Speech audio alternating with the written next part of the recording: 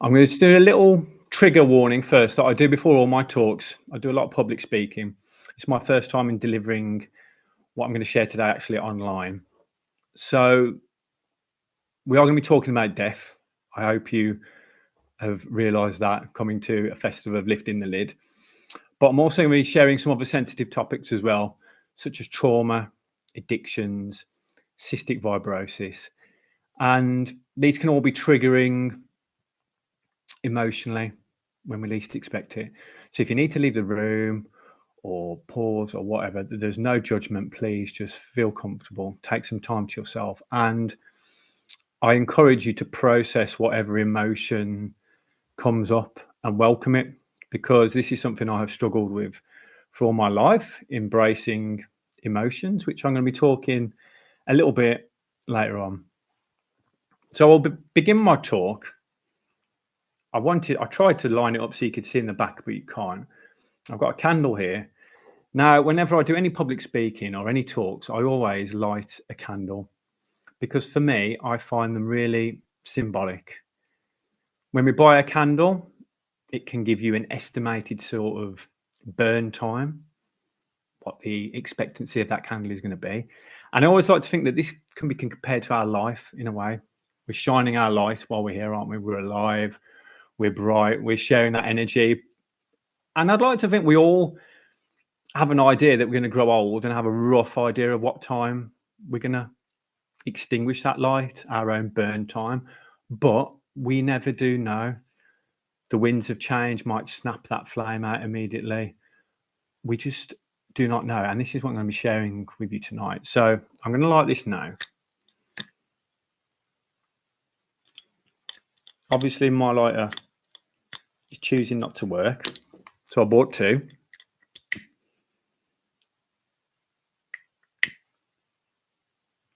There we go. And I am going to put that in the back, although I don't think you can see. But it is there in spirit. And if you have a candle too, I invite you to light one. If you don't, just light that internal. I can see Georgie's got her candle going there. Beautiful. If you don't, light that internal candle and we'll share the space together. So my name's David. I am lots of things. I'm a soul doula. I'm a life coach. I'm a life skills tutor. I'm an author. And I've recently got into public speaking because I feel this is my calling to share my story and hopefully it can help people. So I will start at the beginning. When I was 3 years of age, my mother left me and my father, and this had a very profound impact on me. I didn't actually understand the profound impact it had upon me until later in my life, which I will get to. So I went to school as normal. And this was in the early 90s. And I started to see that all my friends and peers had a mom and dad because divorce was still pretty uncommon then. So I started to think, okay, this isn't right. My mother left me. I've only got a dad. Is there something wrong with me? I was then taken to church, and this isn't to knock religion by any way. I respect all people's walks and beliefs. And my dad was doing what he thought was best. But then I was then told about this tyrannical, patriarchal, fearful God in the sky that was going to punish me if I was a bad little boy. And immediately I started to piece together this narrative in my young mind that I was the problem, that my mother left me because I didn't deserve it. And then this was compounded by other things I saw, that all my friends had parents, and I was told I was going to go to hell if I was a bad boy. So you can already see what this young developing mind in the first 7 years are so key to a child's development. The story he was formulating about himself and then living like that. So this led me to my teens. And this storyline was snowballing and perpetuating inside of me.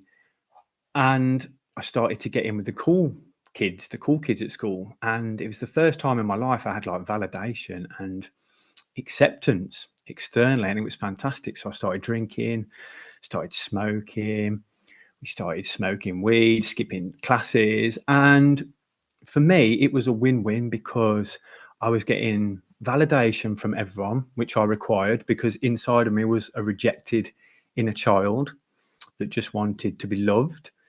But I seeked that externally. And I could drink a lot as well. Do you know what? I was good at it. And I was proud that I could drink a lot. And I got kind of a legendary status.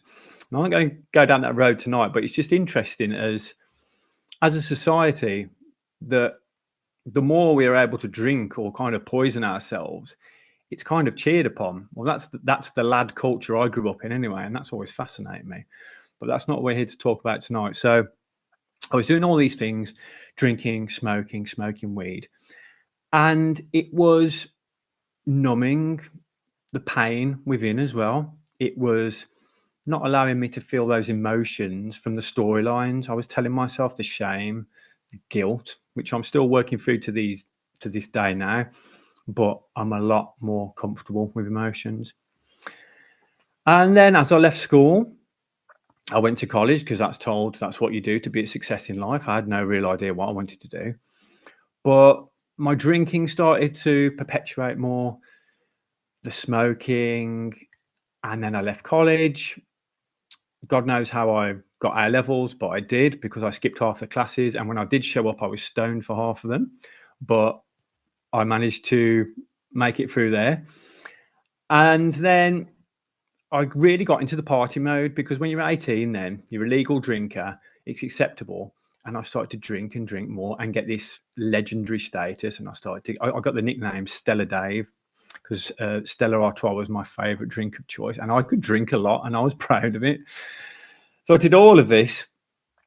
And then I started to see that it wasn't having quite the same effect it did in the early days. Then I started moving into harder drugs. This is when I discovered cocaine. And I got a real taste for that as well. I loved it. And again, that brought me so much accolade and status and acceptance and validity from my peers. And I thought, well, I'm not doing anything wrong. I'm numbing all my pain, which is great. I feel good for when it's happening. And everybody loves me. But you can see there was that empty narrative becoming even deeper and growing greater of that hurt little child that was just sweeping all of his trauma under the rug and unwilling to address it. But at the same time, I don't think I was consciously aware of that little boy at the time. And I've only discovered that recently. And I'll keep sharing my story as how I got to this point. So along the way, I met beautiful partners that would meet me in clubs and I would slur all over them. I don't know what they would see in me, but anyway, I would forge relationships with them. And these beautiful people and women kept coming into my life, but I kept pushing them away. I kept having this self-sabotage because of the volatile relationship that my parents had had from a young age. And I even remember my first memories when I was 2 years old of their violence within the relationship. That was all absorbed. So all I really knew in my subconscious mind as an inner child of a successful relationship was to sabotage it with trauma. And if things were going good, I didn't like that. I wasn't comfortable with that. And anyway, I moved in, lived with partners. It didn't work. Went back to my dad's.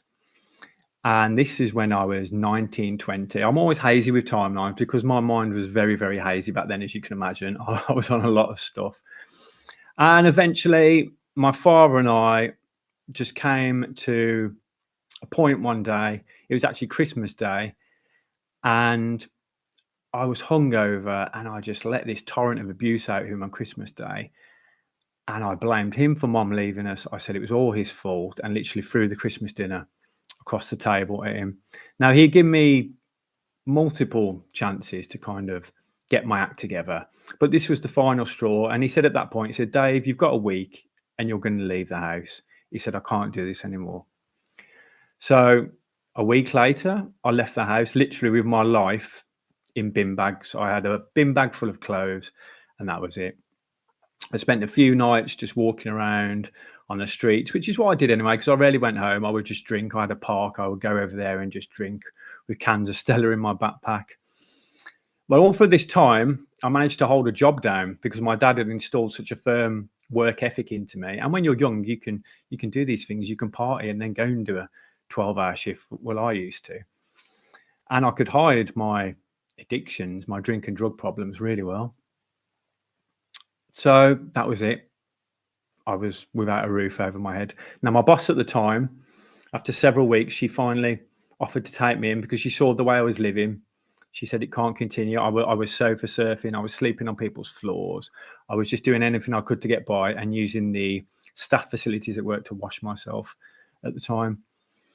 And then she took me in and I stayed with her for 6 months on a futon.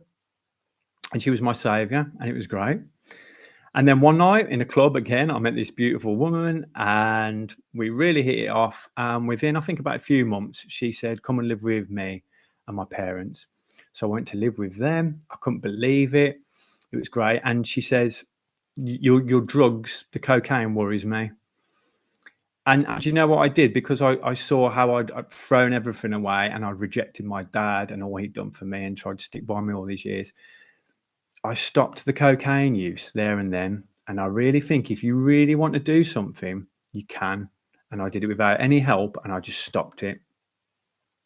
The only thing was, because of my addicted nature and that screaming inner child that was hurt inside, I just swapped it for another addiction.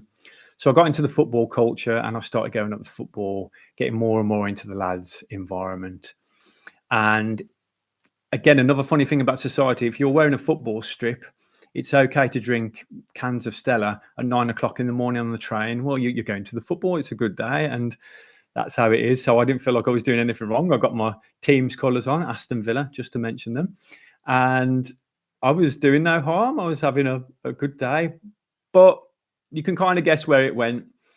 Over time, the football, the drinking took hold of my life.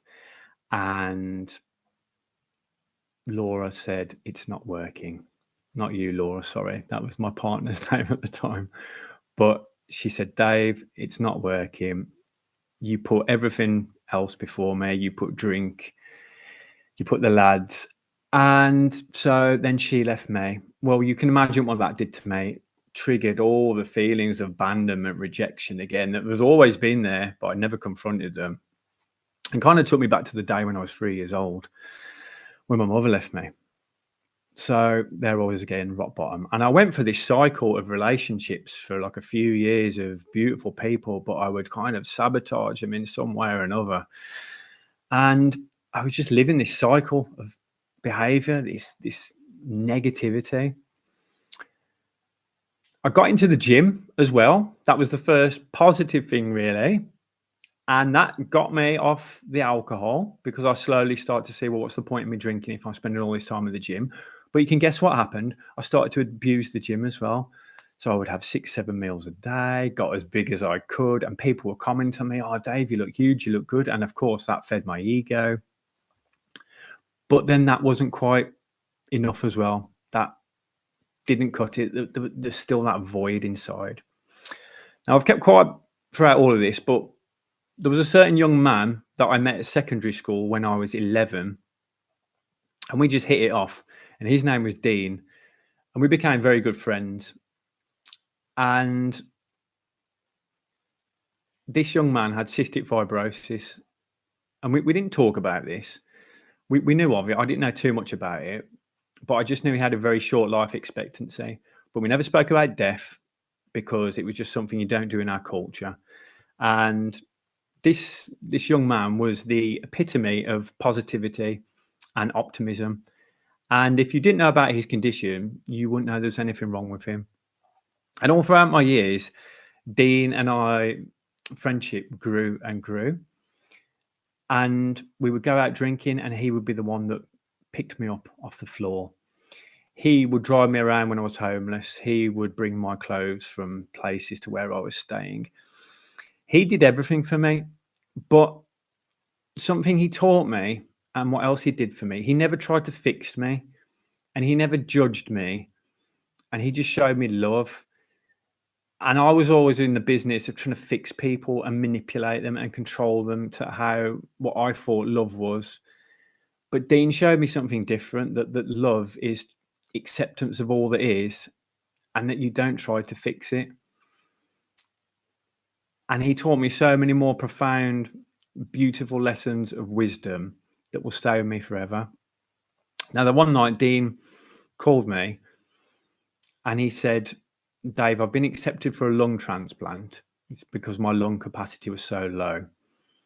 And he says, I've accepted it. He said, I'm going into hospital tonight because it's very important, because the lungs will be passed on to the next person. He says, I have to accept them. He said, I'll see you on the other side, whatever that meant.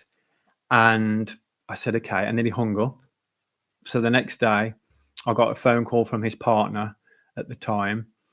And she said, the lung transplant has been a success.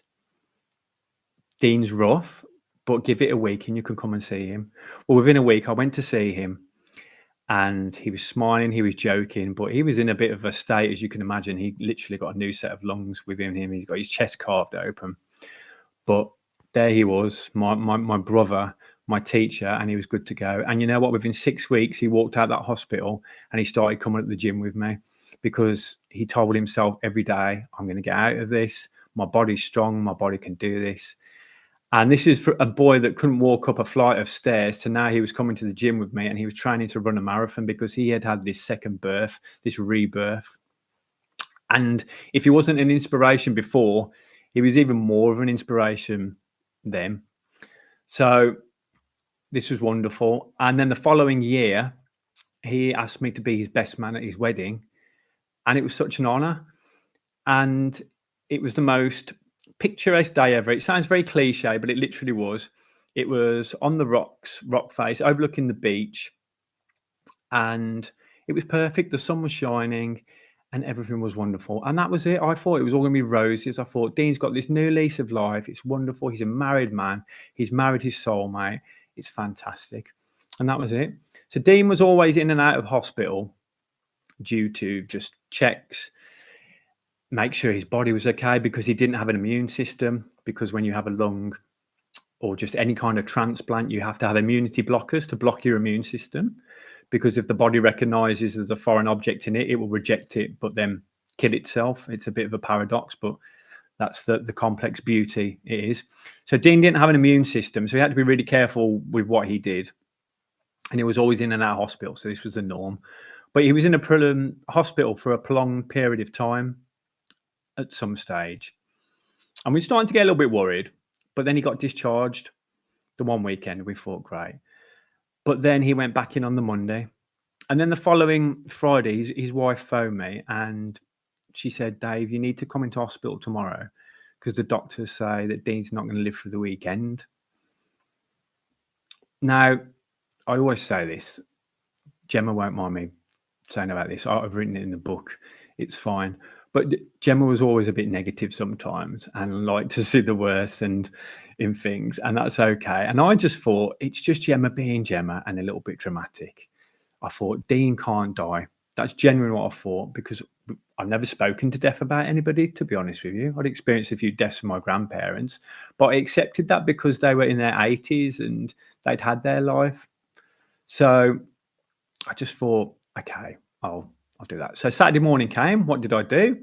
I went up the gym because it was my gym day, and that's what I'd use to cope through life, and it got me through so much. But I didn't drive at the time. But the partner who I was with, who is now my wife, I said, Louise, can you take me to the hospital? I feel I better just show my face, just to play my part. And she said, yeah. So I went to the hospital, arrived at 1:15, walked into a side room, and what I was expecting, what I was met with, I was not expecting. His family were there, his wife was there, his brothers, and he was on a ventilator. And then it dawned on me the severity of the situation of what was actually happening, and my naivety, my rose-tinted glasses, whatever you want to say, had kind of brushed over the fact that this was serious. And I sat down next to Dean, and at 16 minutes past 2, he left his body. So I literally spent the last hour with Dean. I'm so glad I did choose to go that day, because I wouldn't be sat here now talking to you or walking the journey I'm on. So you can say, was I meant to be there? I don't know, but I believe I was. So, as you can imagine, I'd had death of my grandparents, but for someone this young, and my best friend and my role model and my brother and my inspiration, this was a shock. So we were all asked to leave the room, and we went outside while the nurses prepared the body. And I said to Dean's parents, I said, look, can I just go back in, please, and just give my thanks, my gratitude for Dean, for what he's taught me, what he's done for me, and show me what love is. And they said, yeah. So I went in the room, and I'm sat there next to his body, started to go cold and clammy already. And I'm looking at this shell of a man before me, and it dawned on me, that's not who you are. That is not who you are. It's impossible. All the lessons you taught me, is it just for this, for you to lie here dead in front of me? And within that moment, something within me shifted within me, and I started, for the first time in my life, to have the most profound sense of joy, bliss, and love come over me. I was a little bit surprised. I don't think this is what you're meant to feel next to your dead best friend, but this is what started to happen. And it started to well up from within me, but kind of engulf me and surround me in the room as well, and wrap me up. And there was literally light in the room, and I felt nothing but joy and unconditional love for this being that was in my life. And I was hugging him, and I was kissing his corpse. And if he'd have been alive, he would have battered me off and said, what are you doing? But this is how I felt. And it's the first time I felt love, and not the love that I had been shown as a boy, which was conditional. And if I was good, I would do this and get love and approval. Not the way I tried to manipulate my partners over by getting them to behave and to a certain way to fit the mold that I think they should. Not love when things are going great, I love you, and then I don't love you when things aren't going great. This was total divine love. So, as you can imagine, leaving the room that day, I wasn't the same person. And I know there's a few people in America I saw entering the chat earlier, and some in the UK. And I don't know your ages here, but I'm going to show my age a little bit now. But when I was younger, there used to be a TV show on a Saturday night called Stars in Their Eyes, and it was hosted by Matthew Kelly. And it's where the participants, just normal people, would go on and say, tonight, Matthew, I'm going to be so-and-so, Madonna, and impersonate their favourite music star. And then they go behind the curtains, and then they come out, and the smoke, and they'll all be glammed up, and then do an amazing performance. Well, that's a chapter in my book called Stars in Their Eyes, because I felt like I went into that side hospital room, David Jones, and that Dave, that old addict, wounded, traumatized little boy, died in that room with Dean and came out the room reborn. Now, this wasn't an instant moment of enlightenment, I would say, but it started to unravel something within me. And I went home that night, and I just thought, there's more to life than what I have been living, sleepwalking. And this led me on a journey of self-discovery, to start questioning life. Why am I here? Why do I have such an addictive personality? What's it all about? And all these questions just started to unravel. And I started soul searching and getting into child development, trauma, how the subconscious mind works, and starting to understand that I wasn't comfortable with feeling emotions. The positive ones, sure, but the negative ones, I swept them all away. I also discovered I've been telling myself a narrative about my mother, that I wasn't worthy of love and that I didn't deserve love, and that's why she left me. But the fact was, she left me because my mother was not mentally well. My parents both met in a mental institution, as they would be called back then, and I was the product of that. And they both had their stuff, and they didn't have the tools available that we have in this day. And for that, I have nothing but compassion for them both. And my mother did what she thought was best in a very volatile relationship, and she did the right thing to leave. So my mother leaving, I told myself I was the problem, but it wasn't. My mom was just doing what she thought was best with how she'd been programmed and what she'd learned. And it wasn't true. I am worthy of love. I am perfect. Because do you know why? I saw it in that moment lying next to Dean's body. I experienced love for the first time. And it was internal. It was within me all along. And it's outside as well. It's like the oneness, the unity. And I started to heal myself and all the erroneous storylines I've been telling myself. And I then lived my life. I vowed I'm going to do something every day. If it's going to help someone or I'm going to learn something, I'm going to be a success. Not from a Western perspective, I'm going to make as much money as I can, but I am going to love as many people as I can and love myself as much as I can. Now, I still have my days. There's still old thought patterns in there that I've picked up from my mom and dad and society, but I can just notice them now because I've been meditating for so long. I just notice the way the mind goes. And this is what I do now. I live my life to the fullest each day. And people can say I've just got lucky, but the transformation from me leaving that room to where I am now, from someone that was once homeless, it's phenomenal. I'm opening my own business in December. I have a beautiful family. I have a wonderful house.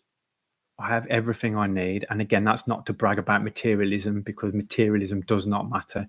It doesn't matter. It doesn't make us. And again, we've been conditioned to believe that external criteria will make us happy and fulfill us, but it's all empty. It's nice to have these things. Sure, I love it. But the only thing that matters in life is love. And how much did I love? How much did I help? How much did I care? And I feel I'm continuing Dean's legacy through my work now, because it's such an inspiration. And I feel he deserves it. He deserves to have his message shared. And I want everyone to see what I have felt and discovered within me, because it's not just within me, it's within each and every person, that we are all perfect. It's like we're all playing the game of pretending that we're not perfect, but we are. That pure, unconditional, divine love is within all of us, beneath all the gunk and the layers and the storylines we've been fed by everyone. But yeah, this is where my life is. So the ego of how we model our worlds, the I, the me, the my, the identity we tell ourselves from the age of 2 roughly up to 7, and then it's embedded. This is constantly dying and being reborn. So I've had to do a lot of grieving for the old Dave and the old patterns, and that's been tough. So grieving doesn't necessarily have to be about death of a loved one. It can be for our old selves as well. So we're constantly dying and being reborn every single moment. And this is why I've chose to call this talk Death and Rebirth. And that can be tricky, because old parts of us that we clung to and helped us through life, they fade away. And we try to grab onto those patterns, but they're no longer there anymore. So part of my journey has led me to becoming a soul doula. Now, I know, Joe, we've had some soul doulas over the weekend, haven't we? So I'm not going to delve too much into what I do about a soul doula. But again, that was a tale of synchronicities, that I wasn't even meant to be in a talk one day at a wellbeing festival, but I kind of got ushered into this room, and the woman there was a soul doula. And I just felt incredible connection with what she was saying, that I want to empower as many people as I can to talk about death and to be with them in their final moments, but bring it out the closet as well, and not to make it so taboo, because I never had the conversation with Dean about dying. But that's hindsight. I don't have regrets because I know it's all perfect.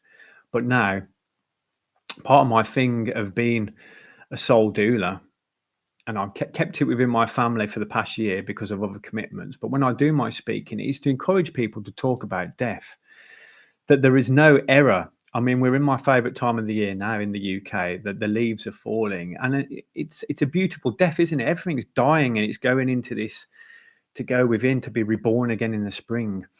There is no error in the game. Death cannot exist without birth, and vice versa.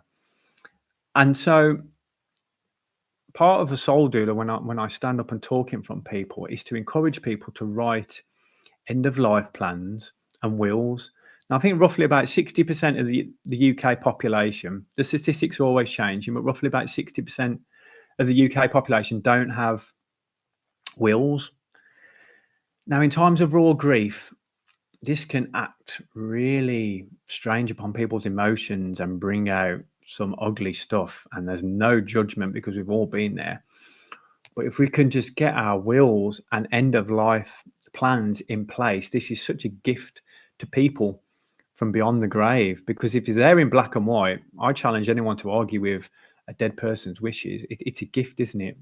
So this is one of the things I want to encourage about, to plan our end of life and to look into what's legal. And it's funny when you start looking into the legalities of planning your own funeral.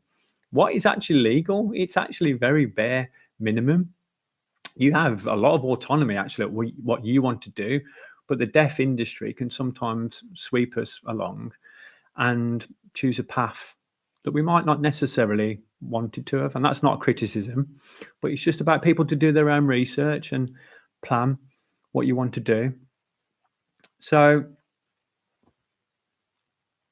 working with dying people, and a profound case I had last year with, I shouldn't say case, a profound experience I had with my father-in-law, sorry, my stepfather, who my mum married when she went to London all those years ago, married a beautiful man, Jim, and we've got to write a death plan for him, an end of life plan. Now, had he have not had that plan, the hospital, and this isn't a criticism, would have done everything to prolong and extend his life, because hospitals are a shrine to life and each death is seen as a failure. And I totally accept that because that's their job, isn't it? But it's like trying to mop the ocean. Death, it's inevitable. We can't fight it, nor should we. It's beautiful. And one thing I've learned, when we stop resisting or clinging anything in life, the suffering stops. And I resisted all those emotions as a child, resistant, and clinging to models to how life should be. It doesn't mean I still don't have preferences, but I don't have resistance anymore. I don't have resistance to death. So we wrote our end of life plan with Dad. And life doesn't always go according, does it? As I said, we shouldn't cling to how things should be. But I'd say about 70% of that end of life plan, he got what he wanted. And the hospital stopped giving him medication, trying to prolong him, trying to feed him, which again, we think people should eat, but that's just the earth element leaving the body. They don't need the food anymore. That's okay. Oh, we should give them a drink, they're thirsty. No. It's just, that's the water element leaving the body. It's okay. They're getting hot. That's the fire just leaving. And of course, the air is the last part to go. So my father got to die in a hospice at the end, which are beautiful. And if you have any local hospices near you, please support them in any way you can, because they're beautiful. Most people die in hospital, which is what nobody wants. Everyone wants to die at home. The majority of people I've spoken to and the case studies we've done, everyone wants to die at home. And you do have this power, you do have this autonomy to request that in your end of life plan, because hospitals are such clinical and sterile places. It's not sometimes the best environments. And again, this isn't a criticism, because I have a lot of friends that work in the NHS and they're such compassionate, hardworking individuals. But they said we just don't have the resources to go around and be with people when they're dying. One friend I have who's a nurse, she says, I literally have to poke my head around the room because I'm so rushed to see if people are still with us. And that really doesn't sit well with me, that people, it's like a conveyor belt in a way. It's losing the humanity. And this is one of the things that made me want to become a soul doula, to just empower people and to bring this topic of death out the closet, to get people to do their own research and have the death that they deserve and want. I think I've said enough. I didn't know where that was going to go. I've had a few rough notes, but I've just let it flow. But I've got what I felt most passionate about across, I hope. And yeah, it's great you're all here. We're here, this common ground, talking about death. It's wonderful. And it doesn't make you morbid. It actually gives you a richer, fuller life to live in the now. And I don't walk around thinking, I'm going to die now, I'm going to die now. I don't think like that, but I just cherish each moment. And even the stuff I would define as negative, or even the emotions now, I just sit with them and be with them. So thank you, everyone, for being brave and being the change and coming to these beautiful festivals, talking about death and educating yourself and empowering yourself, which then empowers others, and you can spread that love. So thank you. Thank you so much, Dave. That's so beautifully put. I haven't had any questions, but we've had some really lovely comments in the chat. Um, Someone's had fireworks going off at a really poignant part of your story, which is really beautiful. And Maria's said, I think the people who have short, impactful lives often leave us with the most profound lessons, which absolutely, Maria, I do agree. So lots of love for you in the chat there, Dave. So if anyone does have any questions, we do still have a little bit of time if anyone wants to drop a question there in the chat. But Dave, if you had any parts of your story that you wanted to revisit at all, or any other comments, I'm sure you'd be glad to hear it. I've really loved that I can see your candle flickering next to you throughout. It's been really lovely to watch that without my own candle to light here. Good. Oh, I'm glad you got it in the shot. I didn't know if you could see it. Okay. Lovely. And of course, I'm going to be sharing some links of yours, Dave. So I don't know if you wanted to talk about very briefly what those are. I'll pop them in the chat now while people might be thinking of some questions. Okay. Yeah. Thank you. Thank you for that, Laura. Yeah. So I mentioned throughout the talk that I wrote a book, which I never thought I would do. As I mentioned, I went to college earlier and did my A levels, to which I was stoned for most of them. But I never picked a book up or read anything from that day onwards, because the lad culture I was in, and as sad as it sounds, I genuinely believed that like reading was geeky and not cool. So I didn't want to do that because I wanted the validation. So I never read a book up until Dean's passing, and I started exploring and changing my perspective on life. So I was meditating one day deeply. I had complete stillness of my mind, which is a very rare state I can reach, but it was happening. And then out of that stillness, these words, write a book, came. Now, it wasn't the usual chitter chat that goes through my head, and I'd no desire to write a book, believe me, because they would have taken me back to the college days. But I mean, this was 15 years later, and the words, write a book, clear as day, and snapped me out of the meditation. And I thought, how strange. Well, where did that come from? It was almost like somebody telling me. I thought, I don't want to write a book. But you know what? The next day, I picked up a pen and pad. I outlined some chapters, and then I meditated each morning. And a 400-page book flowed out of me organically, beautiful. I spoke about what I've just described to you, the first part of my life. And it is quite a spiritual book, because I have had some very profound spiritual moments in there. The one next to Dean's deathbed. But I've had a lot more since. And it's just about learning who we are as humans and life. And I just want to share that experience with everyone, because from someone that's been homeless to where I am now, we are powerful. We deserve and can create what we want. And I've tried to do it in the most pragmatic way as possible without the woo-woo.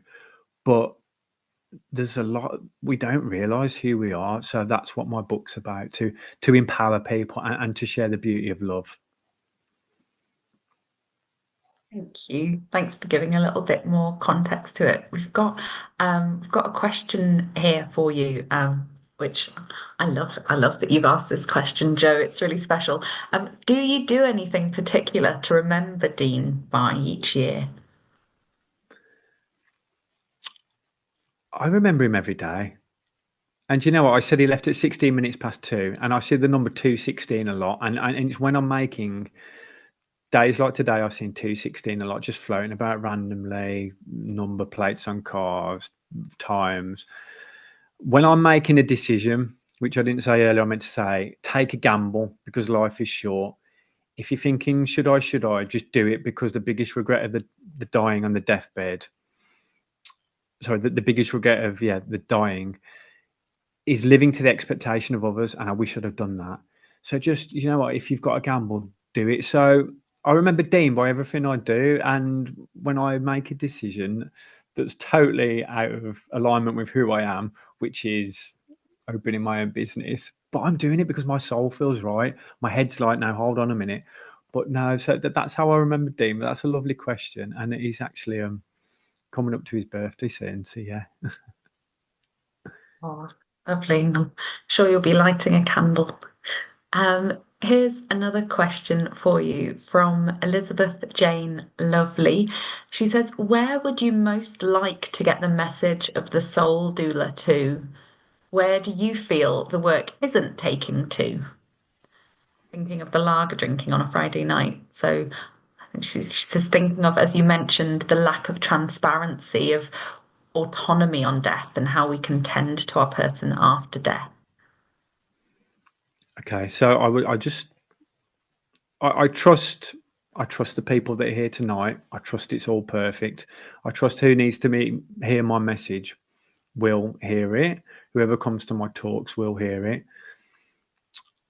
I would like to get this into the NHS more, and I know the movement is growing. As the doula woman that trained me, I did an extensive 6-month course. I'm working with the hospices as well locally. So I trust where my message needs to go, it will be heard. But I think the more and more people that we're just talking about this, and if you go away tonight and talk about what you've heard, and then it sparks the domino effect which ripples throughout the world. And I believe eventually people higher up will see the importance for this movement and just talking about death, and to bring it as part of the NHS or just the dying, that we have more financial availability to support this thing, so we haven't just lost that humanity. So it's not just a machine, it's not just a conveyor belt of death, it's not a box ticking exercise, to bring that love and warmth back so no one has to die on their own. And sorry, Laura, could you just repeat the second part about the transparency part? What was after that? It would help if my microphone was on, wouldn't it? Just the lack of transparency of autonomy on death and how we can tend to our person after death. Oh, okay. So as I said earlier, to be doing your own research, we have a lot of groups where I am locally, but I'm sure there'll be some near you. The tendency to, when someone dies, we literally lost our uncle 2 days ago. I'm completely comfortable with it. It doesn't mean I don't lose that humanity. And if I feel sadness, I embrace the emotions. But where I'm at, I feel sadness for other people that haven't wanted to look at death, and they've tried to keep him alive. And then it's like, get them out of the house as soon as we can. I worked in a lot of care homes when I was younger, and it was like, get them out of the care home as soon as we can, just before anyone else sees. We don't upset them. You can keep, I don't know the exact time frame, but you can keep a dead person in the house for as long as you need to. Say your goodbyes to them. Don't be rushed. I think the only legal requirement you have to do is to notify the doctor. But as regards to burial, you can bury people in your backyard. That's legal in the UK, as long as it's not next to a running water source. We have a lot of pain. It's just about educating yourself about what you can do, so you can transport the loved one that's dead in your car to where you want to bury them. That's legal as well. So again, it's that transparency, as that question said, and you can be with your loved one. Don't let anyone bully you or peer pressure you into saying, "Well, you have to do this now." Take your time. Don't have regrets, and be with them, and be human, and grieve, because it's a beautiful part. Grieving it will open the heart even more, and it's a healthy. It's a sign you've loved.